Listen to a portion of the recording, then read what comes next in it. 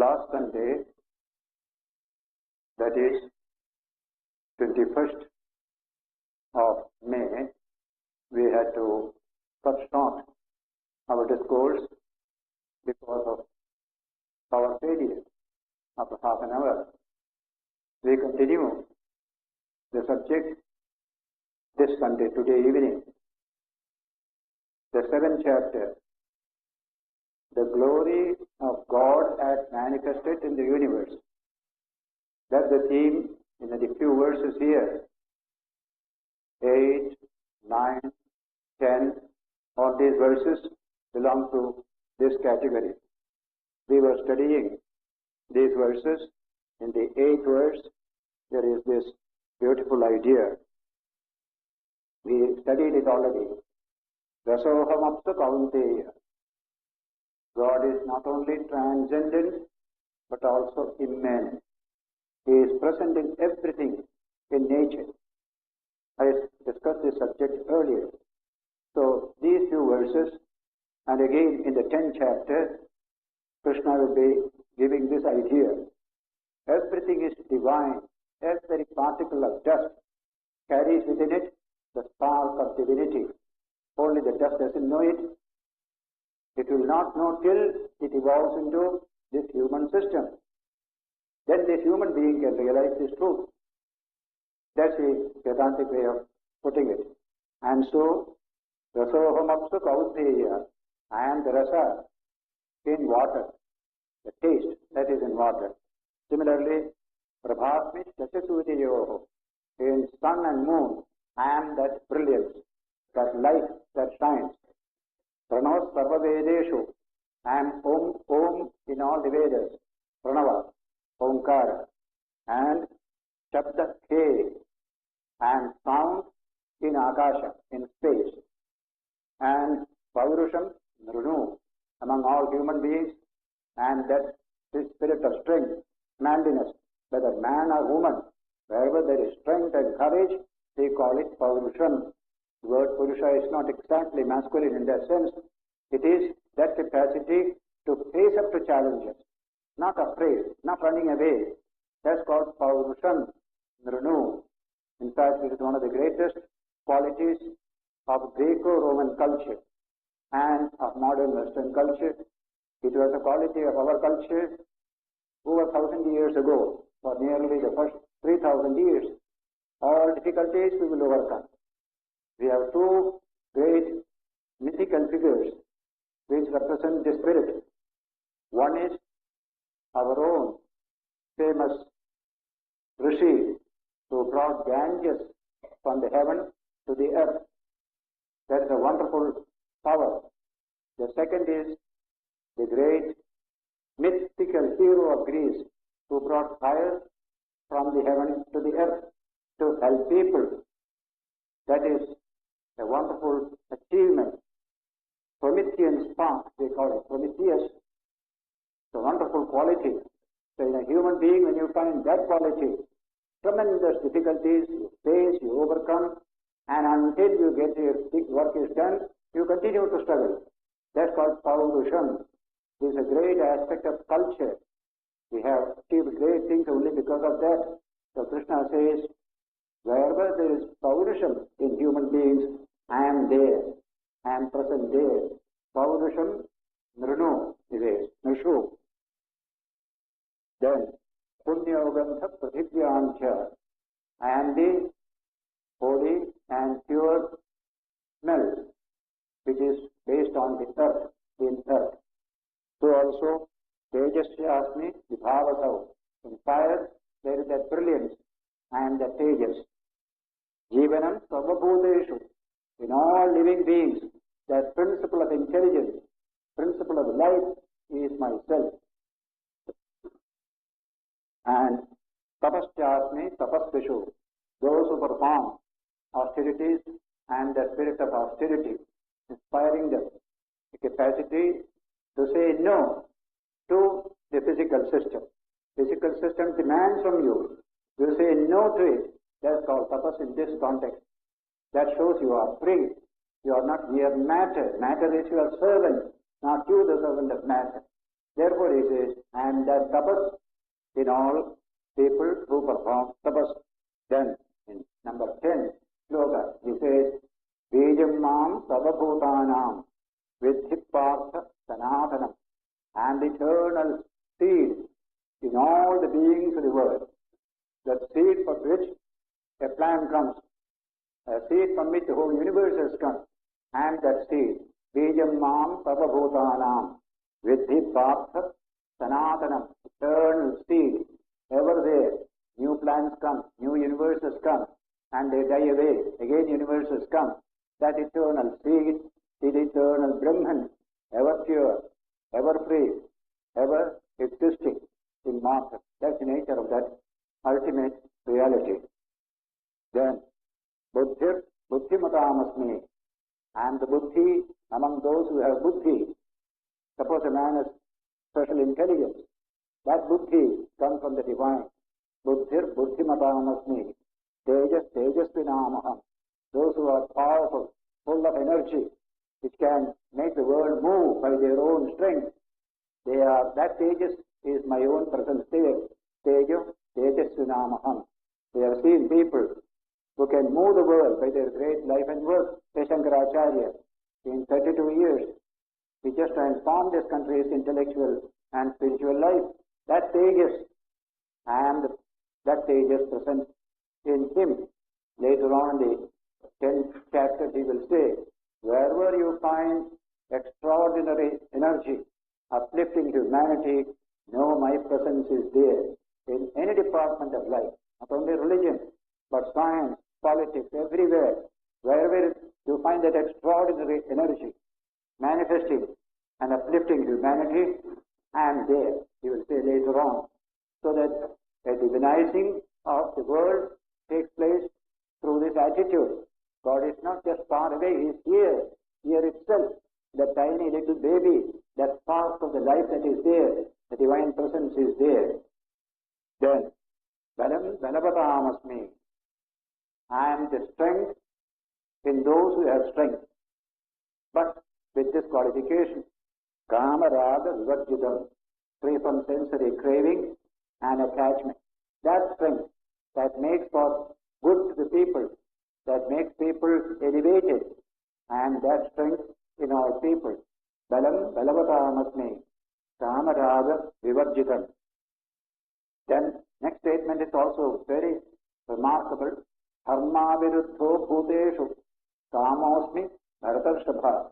Kama, what we call sensory craving. That is kama. Animals have it, men have it, all have it. That kama usually condemned in all ascetic type of books, but not in Vedanta, not in Sanatana Dharma. Kama has been given a high place, he says here.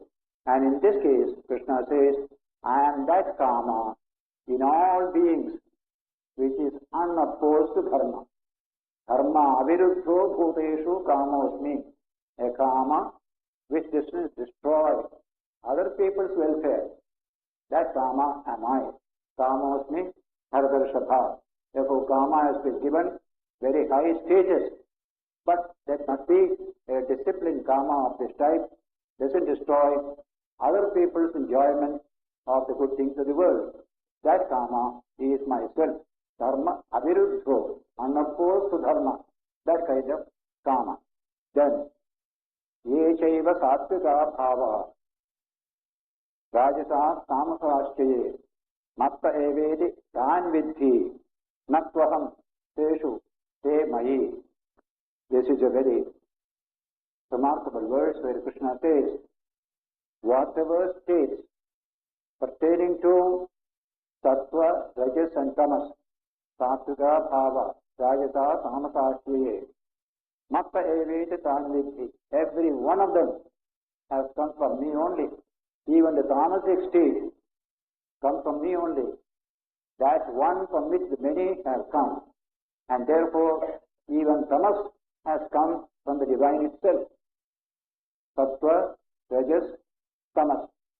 When we are sleepy, for example, and yawning, tamas you can see plenty there. We don't condemn it. It is part of our life. It also comes from the divine. So that Rajas, Tamas and Sattva. All these have come from me only. This Krishna is saying, Matta eveti tan vidhi, natvaham teshu, but I am not in them.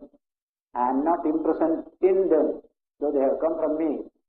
They mai, they are in me, but I am not in them. This is the language God projects the universe. Universe has many varieties, and good and bad, everything is there in the universe. And so God is in the universe. The universe is also in God.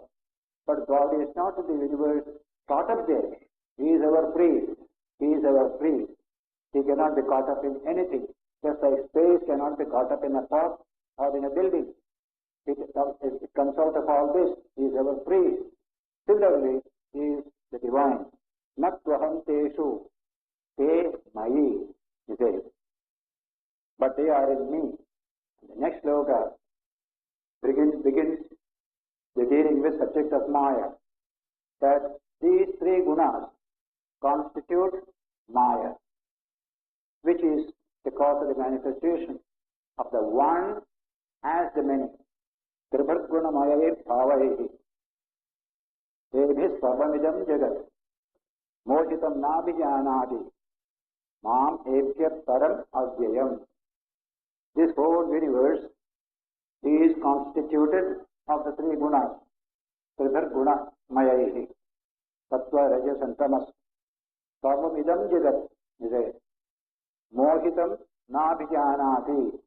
The people in the world are deluded by these three gunas, and therefore they don't see me existing in the gunas.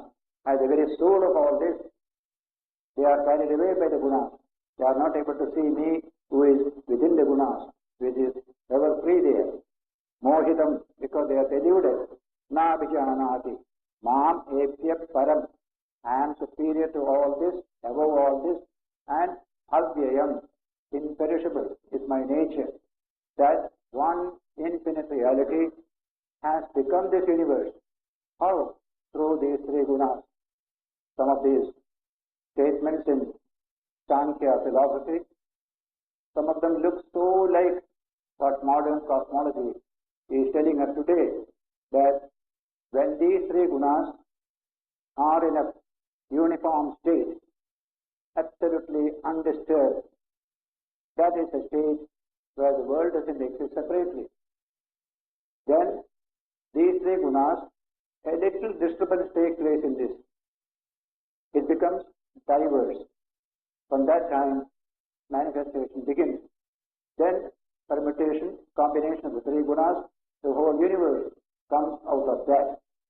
This conceals the infinite consciousness behind the three gunas. So all over the universe, that consciousness is there. But this medium of the three gunas hides that reality. So mohitam na vijanati, mam epya param avyayam. I am beyond all this. I am the avyaya. Vyaya means expenditure. Avyaya means no expenditure, means ever the same. That's my true nature. Having said this, then comes a tremendous statement which is often quoted by spiritual teachers in India all these centuries. That is verse 14. Devi Kesha Gunamayi Mama Maya Duratyaya Mamevaye Prabhadyante Maya Metam Karantite. This Maya, constituted of the three gunas, says Devi Kesha. It is divine Maya, belonging to the Lord Himself. Devi Kesha Gunamayi Mama Maya Duratya. Difficult to cross, difficult to overcome. Once you are caught in Maya, very difficult to escape from this Maya. That's the nature of Maya. That is a remarkable statement in the Bhakti religion, the Jnana religion of India. How the one became the many, it lasts through Maya. One has not become, and yet it is there. In all these ways you find it. But even now, it is all that one only. Behind all these diversity, That one is still there. So we discovered this wonderful idea of Maya. Maya means, as Vivekananda said in his Jnana Yoga lectures in England, Maya is not a theory.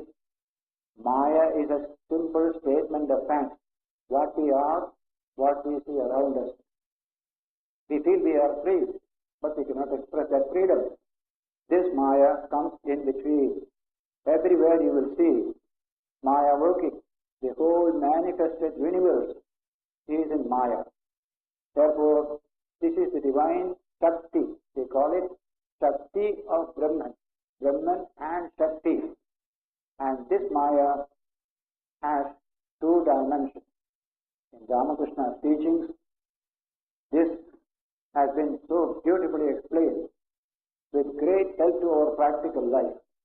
Everything is in Maya, but Maya has two dimensions. One is called Avidya Maya, the other is called Vidya Maya.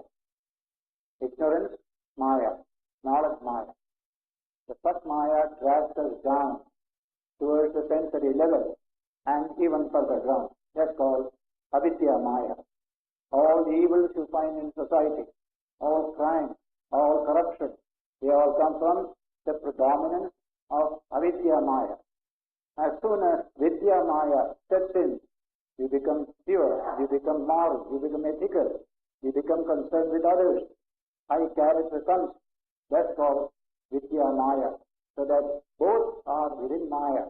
The good life and the bad life, both are in Maya.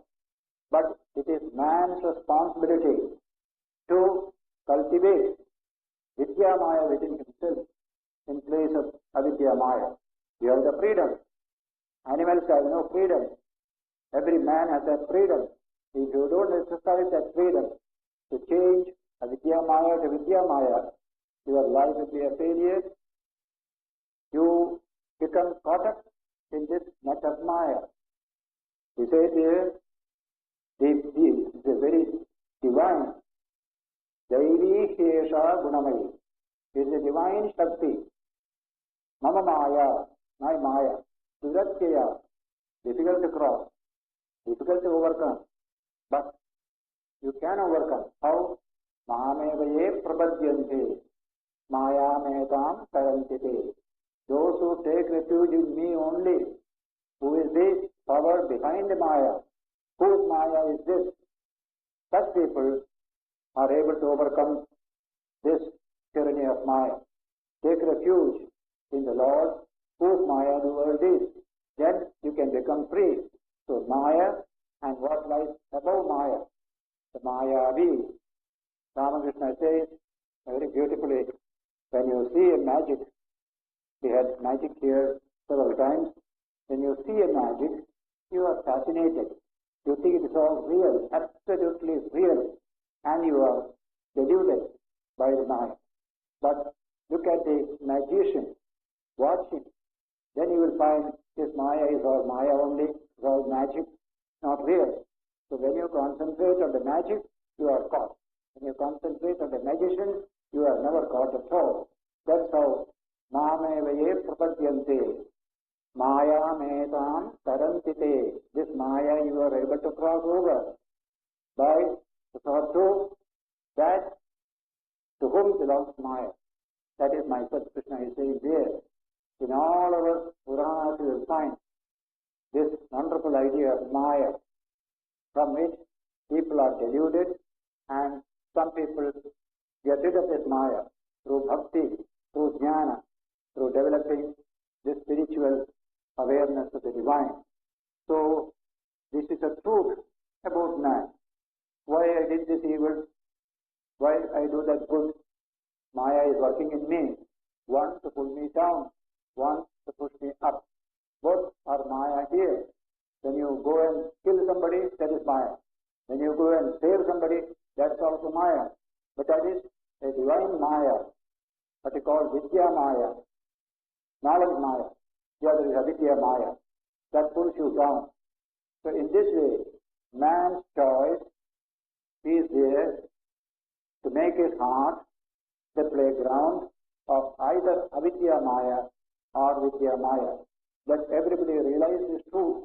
that it depends upon me, on nobody else. I want to convert my heart into a place of Vidya Maya. Yes, you can do it. Or you are satisfied with the Vidya Maya. You continue there. In this way, man has the freedom to overcome this Maya. The whole universe has not that freedom. The sun cannot move from this orbit. It's absolutely fixed there. Everything in the world is fixed, deterministic, as we say.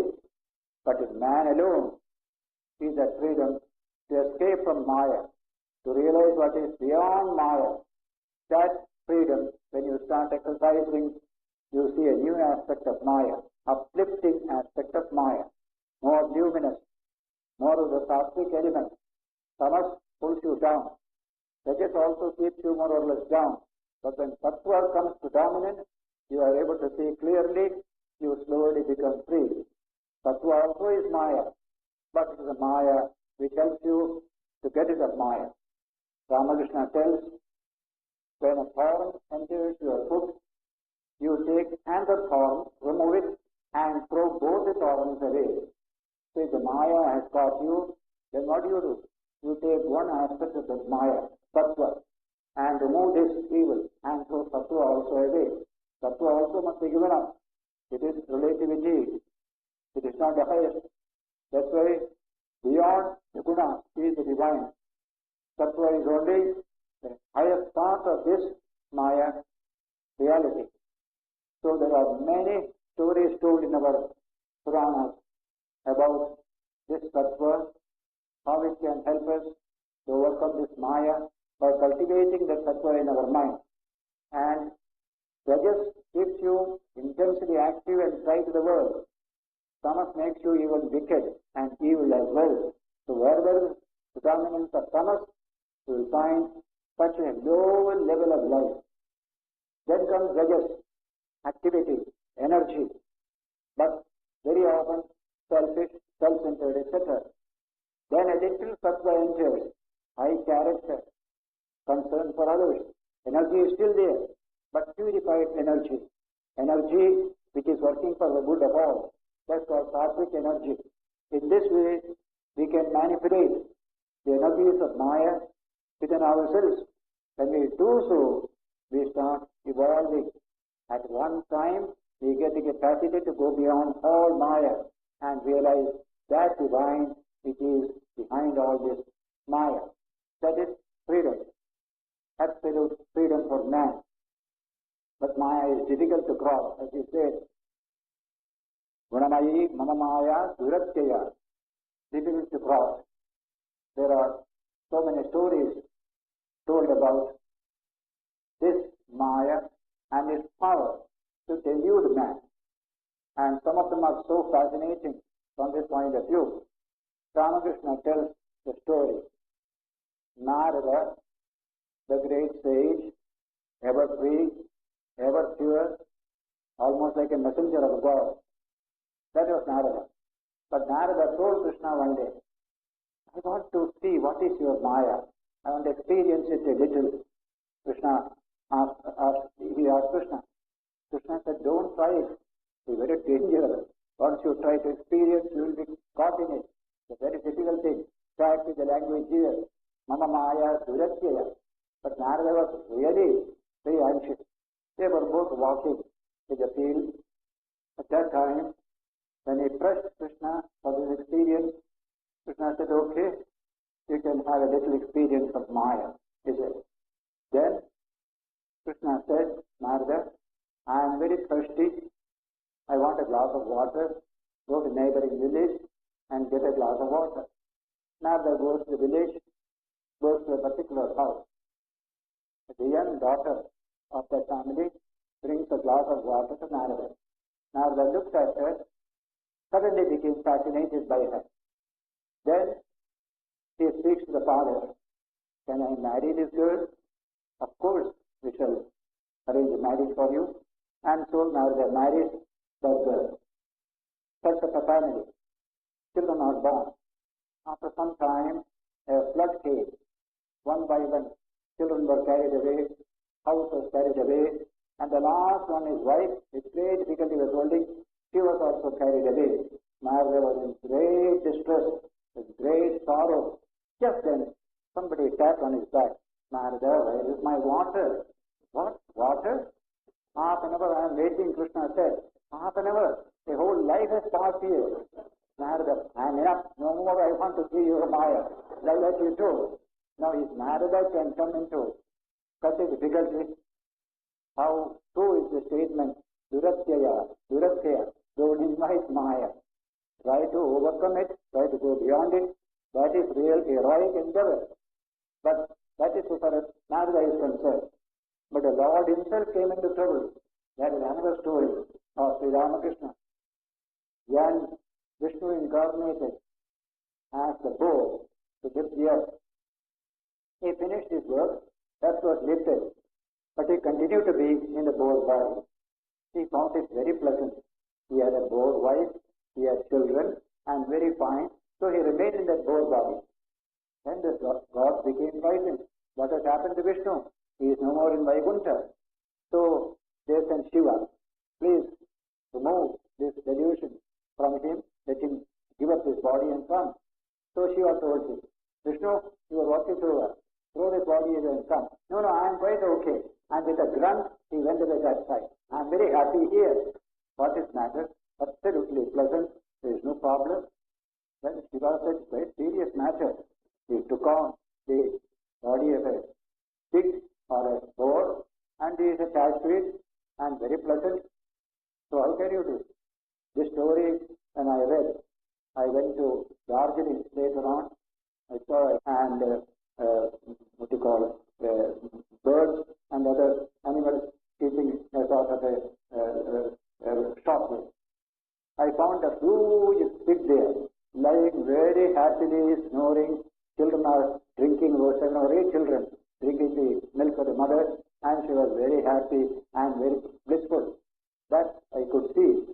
What he said is correct. In that body also there is infinite joy, infinite pleasure. So Shiva found Vishnu is really in difficulty now. So what he did, he took his trident and pierced through that body. As soon as the body was broken, Vishnu came out laughing. How did I got caught up in this? I didn't know that. I was so really caught up in this body, then came back to his own Vaikuntha. Now, these stories only tell us this fact, that Maya is a reality of experience. It is very difficult to get rid of it, but by effort and struggle, we can overcome avidya Maya by vidya Maya, and vidya Maya will overcome itself. It will go beyond Maya. That is a possibility for all people. If that is so, sattva, rajas and tamas, we have to rise from tamas to rajas, rajas to sattva, then beyond sattva also. Sattva also is to be overcome. To illustrate that, Sri Ramakrishna tells another beautiful parable. A person was going through the forest. Suddenly, a number of thieves, robbers came and tied him hand and foot, robbed him, and then one of the robbers said, why leave him? We shall kill him and go away. That's called tamas. The 3 robbers were sattva, rajas and tamas. Tamas said this, let us finish with him. Then the other 2 robbers said, why kill him? We have robbed him already. Let us tie hand and foot and leave him and go away. So Rajas said like this. And so all of them went away, leaving him in that condition. After some time, the 3rd robber, Sattva, came to him. So sorry, you have suffered so much. He removed all his bandages and released him and showed him, come, let us go to your house, I will show you. He took him towards his town and showed him, there is your house, you can go, you will be free. Then this man said, you have been so kind to me. Please come, I want to entertain you in my house. He said, I can't come. I am also under police surveillance. I am also a thief. I can't come, but I can show you the way to your house. And therefore, Sattva went away, showing him the goal. That's what Sri Ramakrishna said. Tamas does lot of harm. Rajas also does lot of harm. Sattva releases you from these bondages But Sattva cannot take you to God. He can only point out where is the highest reality. You go yourself. So we go beyond the gunas. So in the Gita we read earlier that Nistrayagunyo bhava Arjuna. Arjuna, go beyond the three gunas. That's very high state of mind. But it is good to proceed in that direction. So this subject of Maya comes again and again in our literature, not only with path of jnana, but also in the path of bhakti. In the Bhagavatam you will find Parasya Maya, that supreme divine, whose Maya, playing here. People do this, people do that, all the play of Maya in you, in me. That is a fact. But as I said again and again, we are not entirely subject to this Maya. We can free ourselves from it. We have the freedom. Only we don't exercise it. We don't struggle. Because heart can become a playground of the Vidya Maya instead of Avidya Maya. Ramakrishna wants people to understand this truth and set about freeing themselves from that negative Maya, so that the positive Maya will take them beyond this Maya itself. This is our own responsibility and our privilege. No animal can do it. Only man can do it. So that is the importance of this slogan. Daivi Kesha Gunamayi Mama Maya Duraksaya Mamevaye Prabhadyante Maya Medam Tarantite. Those who take refuge in me, they go beyond all this Maya. They become free. That is in bhakti, the spirit of resignation to God, surrender to God. What a wonderful idea. And many have become free through that type of bhakti experience. Christian devotees, Sufi devotees, Buddhist, Hindu, all. In every religion you will find those who became free from Maya by their own efforts, finally confirmed by the divine grace that comes upon the individual at a particular moment of his or her life. So this is the important sloka 14 of chapter 7. That Namam Dushkutino Muthaha Prapadyante Naradhamaha Mayaya Apahata Aturam Bhavam Ashrita. Why people do not overcome this Maya? He is answering. Dushkritino, those who do evil deeds, they are so much deep in Maya. They can't even think about anything better. Such people do not come to me. Name dushkritino mutha ze. Prapadyante naradhama. They are the worst among men, full of evil, always planning new evil, new evil, new evil. Such people do not come to me. He says, Maya abhata jnana. Their understanding has been completely carried away by the power of Maya.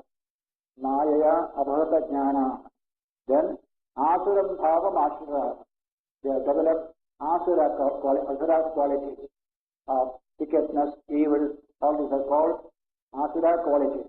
In a later chapter, he will give us a list of asuri qualities. Asuri sampat, Devi sampat, Asuri sampat. What a beautiful, what he calls classification. There are people who have so many Devi sampat in them. Compassion, love, concern for others, ever trying to help. That's called Devi sampat. The other is Asuri sampat, trying to trouble people, exploit them, destroy them. That's called Asuri sampat. Both are there. So these people belong to that Asuri class, Asura. Namam dushkritino muthaha. They are fools. They think they are intelligent. Actually they are fools. They are subject to this blinding effect of Maya. Naradhamaha. The worst among human beings. Maya apahata jnana.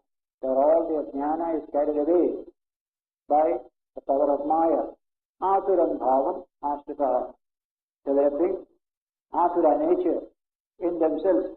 That is one quality, one type. Then Krishna speaks in the next verse, 16. 4 types of people worship me. This particular type will not worship me. They don't want me at all. They are satisfied with that Maya in which they are. They are happy in it, and that it goes on. Asuri Sampat. But rest of humanity, they belong to 4 categories. This also a fine classification in the Gita. Chaturvidha bhajante ma jena sukritinarjuna arto jitnyasu artharthi jnani cha bhardarshadha. Chaturvidha, 4 types of people worship me. Bhajante ma jena sukritino arjuna. The other is dushkrita, previous sloka. Those who are evil, those who are wicked, they don't care for worshipping God or anything. But here, these are sukritina, those who want to do good. Such people, they worship me. Among them, there is a classification. Who are they? Arto, Jitnyasu, Artharthi, Jnani-cha, Bhardarshata. 4 types. One is Artha. Whenever we are in trouble, in difficulty, we think of God. And even that is good. At least the mind goes to something higher, beyond this Maya. So when you are Arti, Arti is the word for suffering, trouble, tension, all this called Arti. Then we think of God. That's one way of thinking of God. One motivation for thinking of God. Artho. Second is Jitnyasu, seeker of knowledge. I want to know, I want to know. A seeker also is a devotee. Seeker of knowledge is a devotee of the divine. So, Artho Jitnyasu, Artharthi, I am in search of money. I want money. He also thinks of God. So they are all worldly categories, but doesn't matter. They are slowly connecting themselves to the power of Maya, Avidya Maya, coming to Vidya Maya slowly. So this little movement must be encouraged. At least he thinks of God. At least he is turning his mind towards him. So it's only to make money, it doesn't matter. Artho Jitnyasu Rasthapti. It only shows highly generous character of the teaching that is given here. Not simply one type of people. Even ordinary people, they are also fine. They are also my devotees. Because they call on me, they think of me. Even though they are in trouble, at that time they think of me. In that way, he says, Chaturvidha bhajante ma jena sukritino dushkritina sukritina. Dushkritina will never think of the divine. He doesn't care at all. He is deep in Maya. But this one, sukritina arjuna, artho jitnyasu arthati jnani cha bhardarshata. The last is jnani, a wonderful man who loves God for love's sake. He knows fully the nature of the divine. His whole heart is given to the divine. That's called jnani. Here jnani can include also bhakta. The highest bhakti, the highest jnana are the same, perfectly free from the clutches of Maya. Therefore, the word jnana is used here not in the usual technical sense, but in general sense. Jnani cha bhardarshata. Remember, these 4 who are my bhaktas, my devotees, in the Srimad Bhagavatam, in the 11th book, there is one famous slogan. How does a man become my devotee? There, by chance, a very worldly person heard a talk about the divine. A little interest grew at that time. He is still very attached to the world, attached to power or money, etc. But a little love of God entered into the mind. He has not the spirit of renunciation, but he is not over-attached also to the world. Such a person, he is a candidate for the path of bhakti. Yadrchaya matkatadao yata shraddhaya kuman nadarvinno nadirikto bhakti yogosya siddhidaha. Bhakti yoga will leading to the highest perfection if it is in this particular way. How? Yadrchaya matkatadao yata shraddha. By chance, going on the road, he heard there is a talk going on or a bhajan going on. He just entered without any particular objective. Something roused in his mind, a little spiritual awakening, his feeling. That man has started his path, the path of bhakti. So such a person who is still full of attachment, very little renunciation, but still he has entered that path of bhakti which will take him finally to realization. Even yadachaya, that word yadachaya is very important. Sometimes unplanned way you get spiritual inspiration. So many stories are there how whole life is changed by some chance experience. We have the story of the father of Ranganathananda Tagore. Ranganathananda Tagore was a good scholar, a very rich Zamindar.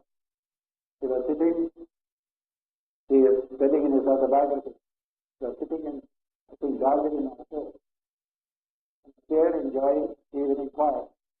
A wind brought a small piece of paper to him. He read it. That was his inspiration. His whole life changed. Ichavasyam idam sarvam yatkinjat jagatyam jagat tena tyaktena bhunjitha ma grithat kasyasit dhanam. Everything is filled with the divine. That is the teaching that is given there. This inspired him to conduct further studies, and that Brahma Samaj movement, of which he was the leader at the time, after the death of Raja Ram Mohan Roy, whom he helped to found it, but gave it that Vedic background. That is the story of Ranganathananda Tagore, Ranganathananda Tagore's father. There are any number of instances of such yadachaya matkatado. By chance, you hear story about the divine, talk about the divine, something stirs in your mind. You never expected it, you never thought it, it came. That puts you on the road of bhakti. With that bhakti, you will go to the highest level of spiritual development. So Krishna said that in the 11th kantha of Srimad Bhagavad, here it says, this, among all these four categories, Artha, Jnanasu, Artharthi, they are all good. But the Jnani is something special. He has understood the divine. He loves God in spirit and in truth. That is why that is the highest. So in the next sloka, he is giving his opinion about the three and about the fourth. He says, Tesham Udara Sarva Eva Ite. Vede. All of them are Udara, as coming later. Tesham Jnani Nitya Yukta. Among all of them, Jnani is Nitya Yukta, constantly a yogi. Not 5 minutes yogi, then leave it up, just like an Artha. Arthas are generally religiously inclined, and they are in trouble. When the trouble is over, no more of God thinking. That's called Artha type, not Nitya Yukta. We have a saying in the Malayalam language. When you walk over a bridge, but a wooden plank is put over a river, you walk over it, very shaky. So when you start walking, you repeat Narayana, Narayana, Narayana, so that you may be protected. As soon as you cross the last plank, Kurayana, you will say, I don't care now, you will say. I have done my work, I have nothing to worry. Even there, Krishna is going to be very generous. Even he is good, because he also thought of the higher, beyond Maya. He discovered this. So we say in Kannada also, Sankada Dantare Rangatramana. Whenever there is Sankada, we think of Rangatramana. Then we forget also. So even this is accepted, but we should not stop there. Progress is there, little by little, little by little. That is what is emphasized in the Gita. So he says here, Tesham Jnani Nitya Yukta. Among all this, Jnani is Nitya Yukta, eternally, constantly a yogi. He is immersed in the yoga. He is immersed in the divine, Nitya Yukta. Ega Bhakta Bhakti, one-pointed devotion. Ekanta Bhakti, Eka Bhakti. These are all wonderful words. It's the science of Bhakti. Narada Bhakti Sutra says, Bhakta Ekantino Mukhyaha. Among all bhaktas, the Ekanta Bhakta are supreme. One-pointed devotion, just like the compass needle doesn't throw, always it turns the north. You turn it this side, again it turns north. Looking to the north always, that is nature. So Ekanta Bhakti is that, constantly thinking of the divine, always surrendering to the divine. Tesham Jnani Nityayukta Eka Bhakti Vishishyate, most excellent among all the four. Priyohit Jnanino Atyartham. To me, Jnani is very dear. Priyohit Jnanino Atyartham, he says, Aham. Tacha Namapriya. He is also very dear to me. I love him very much. He also loves me very much. That is why we have no separation between us. I am one with the divine, one with the Bhakta. Bhakta is one with me. That's the language. Priyohit Jnanino Atyartham Aham. I am very dear to the Jnani. Tacha Priyaha Mama. He is also very dear to me, both ways, that way. So that's the nature of the highest bhakti or the highest jnana. A man like Prahlada, for example, never wanted anything from the divine. Pure love, love for love's sake. That is why the Lord was so pleased with that little child of 5 years old. When the Hiranyakashipu was killed, everybody was frightened because he has come in the form of a Narasimha, man-lion form, very fierce form. So the whole world is frightened. The only person who was absolutely calm was this boy, Prahlada, because his heart is free from all evil, of all maya, absolutely pure. So he was always fine. And so Narasimha wanted to give a boon to Prahlada, because this father troubled his boy very much. So father is killed. Now he says, Prahlada, ask a boon from me. I am pleased with you. Prahlada Bhadra Bhadram Te Pritoham Te Asurottama. O Prahlada, may good betide you, may good betide you. I have been very pleased with you. Then he says, ask any boon from me. I'll be happy to give you. And this boy says, I am not a businessman to trade in love and bhakti. My bhakti is one-pointed. I don't ask anything in return. So he uses the word, I am not a vanik. Vanik means a baniya. I am not a baniya in spiritual life. I don't want give and take business. I just give. My heart is full of love. I love you. That is why Prahlada dominates the bhakti world of India. All over the country, you'll find Prahlada is an ideal devotee, ever pure, ever free, and love for love's sake. That is the story of Prahlada. So here, Priyohit Jnanino Atyartham Aham Tacha Mama Priyaha. He is also dear to me, I am also dear to him. That's the language he has used regarding the fourth category, the Jnani. But the next sloka shows that generosity of heart of Krishna. Udara Sarva Eva Jnani Tvatmaiva Me Matam Astitas Sahiyuktatma Mameva Anuttamam Gadim. All these four are Udara, noble-minded. Udarata is noble-mindedness. The wonderful word in Sanskrit, Udara, very noble-minded. Udara Charitanam tu Vasudhaiva Kudumbakam. So the noble-minded, the whole world is one family. Ayam Nija Paroveti Ganana Lekuchetasam. So one is called Lekuchetas, small-minded, petty-minded. The petty-minded person says, this is mine, that is yours.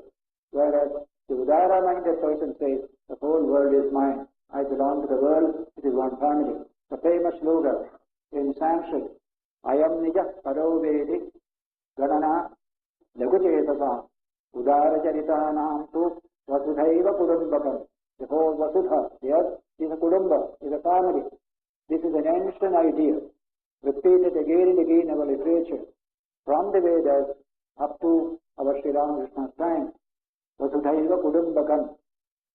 Yasya says, Bhavati Ekanidam. Yasta Vishwam Bhavati Ekanidam. That's the Veda. Where the whole world becomes one nest, like a bird's nest, we are all living there. Yatra Vishwam Bhavati Ekanidam. Similarly, is Kudumbagam, Vasudhaiva Kudumbagam. There are one family.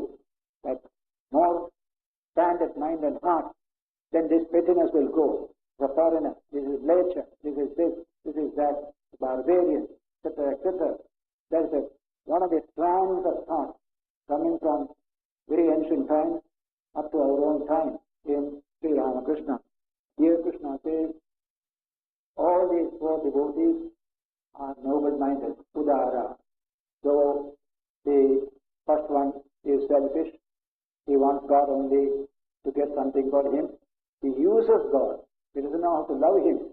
Even if God says, even then, I respect you. I love you. That's a wonderful idea. Udara sarvaevaide. But jnani tu atmaivame matam. The jnani is concerned, he is my very self. That's my opinion. Jnani is my very self. Astita sahi yuktatma. Mameva anuttamam gatim. He says, he is steadfast. He is established in me alone as the supreme goal. That is the status of the jnani or the pure bhakta.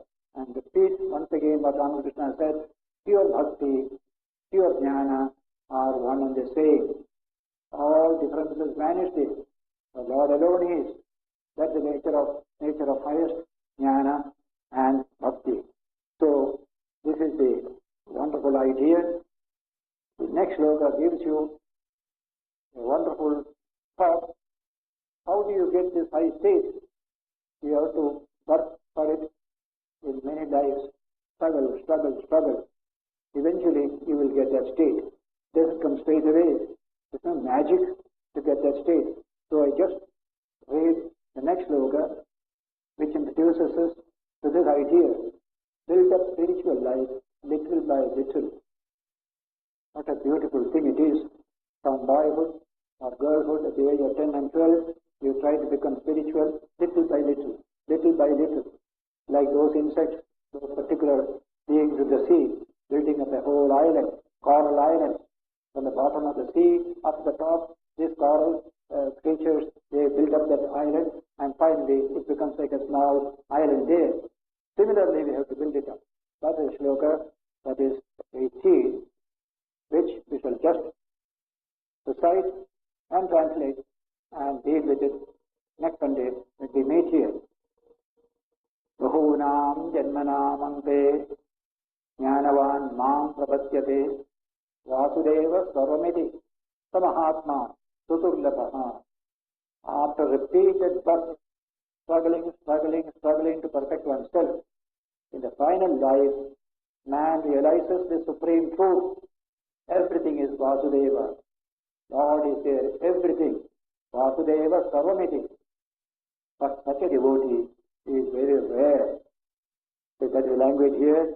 The Mahatma is a Mahatma. Suturlabha. Very difficult to come across.